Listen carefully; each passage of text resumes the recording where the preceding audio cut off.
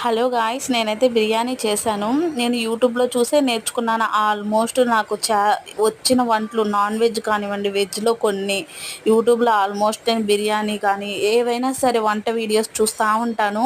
నాకు నచ్చాయి, ఈ ఇంగ్రీడియంట్స్ అన్నీ మన ఇంట్లో ఉన్నాయి, పర్వాలేదు, ఇవి నేను తినగలను. కొన్ని కొన్ని కొంతమంది వేరేగా చేస్తుంటారు, ఇది నేను చేయగలను ఈ ప్రాసెస్ అన్న వీడియో చూస్తాను కదా, అది గుర్తుపెట్టుకొని ఎప్పుడైనా నేను వండేటప్పుడు సేమ్ అదే విధంగా చేస్తానన్నమాట.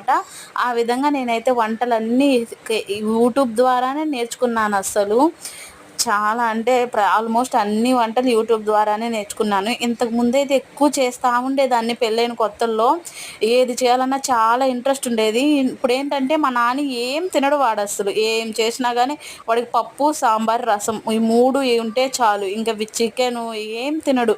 సరే, తినడానికి వాడికి డేస్ ఉన్నాయి కదా ముందు ముందు అని మేము అంత ప్రెజర్ కానీ పెట్టము.